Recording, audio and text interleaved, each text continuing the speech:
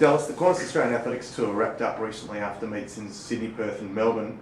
Were you happy with the way the tour went this year? Yeah, I think we presented some really great events this year in Perth, Sydney and Melbourne. Unfortunately, we perhaps didn't get the Australian athletes, the superstars that we wanted on the track through injury, Sally Pearson most notably. And then of course our internationals also, a couple of the big names we know, Safa Powell tore his hamstring. We had Oscar Pistorius ready to go, unfortunate situation there in Perth, and David Rudisha got sick, and so it went on and on, unfortunately. So we're a little bit out of luck as far as our internationals and our big names, but what actually happened I was really pleased with.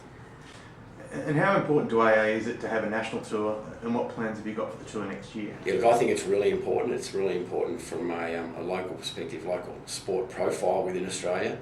And I've worked really hard to try and elevate that, and that's why getting things on Channel 9, the shows on Channel 9 and Fox Sport, etc. And so we'll continue to do that. The board supports that as well. So as far as next year goes, we'll continue along those same lines. It is a tough market. It does cost a lot of money. We're looking at, again, internationals and prize money. But very important that we also have the IAAF World Challenge part of the World Tour as part of our tour as well. That's sort of a critical component. Are there any new markets that are keen on getting a meet included in the National Athletics Series or the Qantas Australian National Tour? Yes, we're looking at that all the time. Queensland or Brisbane is the current one we're looking at perhaps elevating into one of the tour events with television. It really depends on support from the local government, so we're talking to the Queensland government on that. We're also keen we're starting to have a look at Canberra and where they can come back into the series. I believe they were once a fairly significant event, and with our taking over the AIS athletics program now and things changing up there, I think perhaps it's the right time to do something there. Perhaps not next year, but the following year. The international season's just tipping off, and so far 26 athletes have booked their spots for Moscow, the World Champs. How big do you expect the team to be by the time the World Championships start? Yeah, look, it's looking at about 55 to 60 athletes at the moment. We would have liked it a little bigger. Unfortunately, our two women's relays teams, the 100 and 400 metre teams, haven't qualified.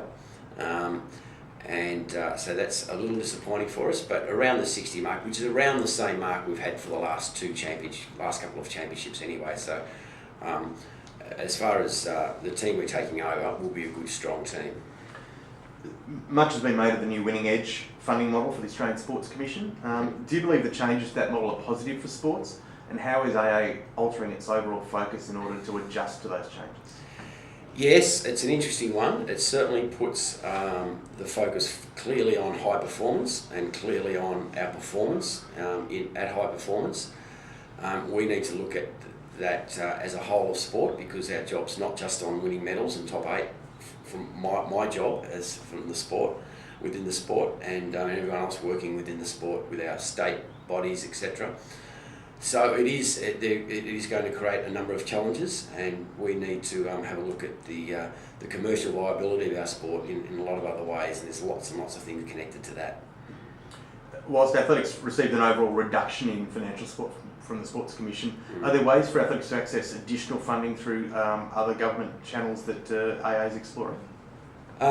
Yes, there is, and yes, it was disappointing. We got a little bit of a haircut, which doesn't help, and that, as I said, was disappointing. There is additional support for athletes, direct athlete support that the government are supplying, so that helps us being able to support the athletes, because that is really important. The more funding they get, the better quality athletes that people can actually dedicate their time, either full-time or more time, to become the athletes we need them to become. So we do get a lot of support from a number of state governments. For example, in Western Australia, and Events Corp support us with the Perth Track Classic. The same in Sydney, the Sydney Olympic Park Authority, and Destination New South Wales and Victoria, the Sport and Recreation have supported our events as well. So that's really important from as far as government funding goes. Mm-hmm. One of the big changes, as you mentioned before, to Australian athletics has been the control of athletes' scholarships with the AIS. Yep. Now that's moving to Iaea's control. How is that transition process around the change going from your point of view? And how have the coaches and athletes that were on scholarships as previously reacted to the move thus far? Yes, look, it's going okay. It has been a difficult one, and we've had lots of athletes, as you're saying, coaches and support staff at the AIS that have been used to that system for nearly 30 years now. So it's a complete culture shift, and it's not just athletics. Of course, they're doing this for all sports. We're actually a little bit ahead of the game, and in some ways that created a few problems because we decided we'd do this sort of 6 months ago with support from the AIS. So that transitioning has there have been a few little things to have to iron out. The athletes are all okay now at the moment. So Athletics Australia now take on those scholarships, if you like. But there's still a number of things to work out on the actual mechanics of it, if you like, and the logistics of it, such as employing of coaches and the like. And so that's going to take all of 2013 to work out with the AIS and working with them on sort of completing that transition. The Sports Commission has backed AA's move to have ongoing talks with Little Athletics about potentially unifying the sport, and even put $2 million on the table to help make it a reality. What do you see as the benefits of the sport being unified, and how difficult is it going to be to achieve that outcome? Look, it's really important that the sport is one sport, and we are all on the same wavelength, on the same platform. Obviously, the Sports Commission believe from a governance perspective we should all be governed under one body as well. That's what's being worked through at the moment, and in a perfect world that's what should happen. But of course, for the last 50 years we have been two different organisations. The last 4 or 5 years we've worked really well with Little Athletics. We have a joint venture and lots of good things and positive things are happening. We need for that to continue, that relationship to continue. The main thing from our point of view is really that there's a pathway created from all those 100,000 odd kids.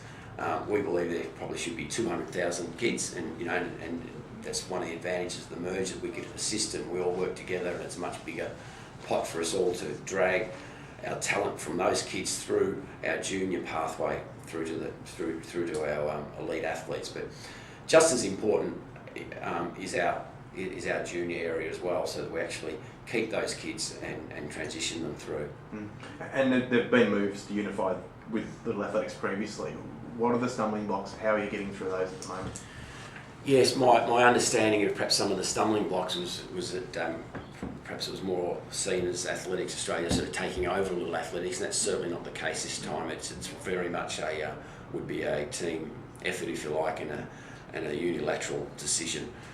But it's not just from a national perspective. We need all the states on board as well, and so there's a lot of complications, and there's a lot of from as you say from governance perspective that we need to work through and sort out. The intention, I believe, is there, and I think in principle it's certainly on the right track. There's just a lot of work to be done, and at the moment we're working through some of those issues at the moment. You've been very vocal about AA's intention of fully integrating its Paralympic program into its overall high performance area, and made a lot of moves in that area. So the Paralympics wouldn't act as a standalone; they'd actually be completely integrated. Are you happy with the progress you've made in that regard, and how has the APC, the Australian Paralympic Committee, been reacted to what we've done so far with that? Yeah, look, we've had some really good support with the APC. We've got a great relationship with the APC. I think, yes, you're right, very much believe in integrating it totally, and it is integrated totally within our high performance department, and that's becoming stronger and stronger every year. We certainly, it's certainly part of our Australian Athletics Tour. Really important for us. They have, their performance from a medal perspective is enormous for our sport. So we run athletics. Para athletics, and that's the reality of it, and it's important for us. It's important that we keep extending that as well, and we will continue to do that. The World Championships are in Lyon this year. We're certainly throwing all the resources we can at that, and we expect a very strong team at that event as well.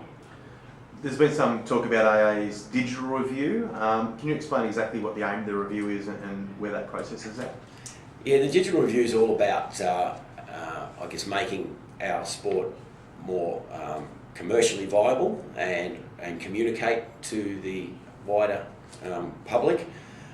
We need a national platform, a national marketing platform. We need a national database. Those sorts of things, unfortunately, don't really exist at the moment. So it's really just getting up to speed in the 21st century so that we can sell our sport and get the sport out into the public domain. Possible sponsors, working with our states better, but just communicate to our whole athletic fraternity a lot better than we're doing at the moment, whether that be through social media or through more formal information channels such as newsletters and emails. So. And what do you see as the major issues facing athletics as a sport in 2013, and how are you planning to tackle those issues? Yes, I thought I touched on it a little bit earlier. Really, it's just getting that right balance between high performance and the whole of sport, and so it's about the base of athletics, the base of athletes such as little athletics. Our junior area, which I also touched on earlier on, I think is a critical area for us. When kids are 13, 14, 15, 16, when the talent identification of those kids and capturing those, if you like, in our athletic system. We know they get pulled in all directions from other sports, but particularly the professional codes. So we've got to really make sure that we have something to offer them as well. So just getting that balance really between running the whole sport, coaches, officials, making our states stronger, our clubs stronger, is always going to be the challenge. But I think that's the focus for this year. Well, Dallas, we've had a couple of fans provide us with some questions for you through our Facebook page, and the first one comes from Qantas. How can we lift the profile of athletics in Australia and be a world leader like we are in many other sports? Yeah, it's a big question, Con, and of course, I've touched on things about our communication and selling the sport, but it's about we need stars. We need half a dozen Sally Pearsons and Mitch Watts, and to do that, we need the whole system operating at its maximum, where we're capturing the kids in those teenage years and then looking after them and getting them to the elite level. It is a tough gig. There's over 200 federations out there who are against, and we know the strength of the East Africans in the distance, and the Americans and the Jamaicans, etc., in the sprints and all those sorts of things, and the Europeans. So it is a really tough sport, but we've just got to really focus on what we have available to us here and make the most of it, and then that will naturally help us to sell the sport as well, and that takes dollars and support. So one thing always affects the other. And the second question comes from Glenn Munro, and he asks, what plans are there to retain current athletes? Well, from current athletes, if we're talking about again that 16 to 18-year-old age group, it's really important that we have, from the grassroots perspective, that we actually do have strong clubs and coaches that are looking after those kids, but then feeding them into the institutes, and so all the state institutes provide our scholarships for us around the country, and we are focusing more and more on the younger kids. We have a really strong junior high performance program at the moment. We have World Youth this year, which is under 18. We have World Juniors every other year, which is under 20.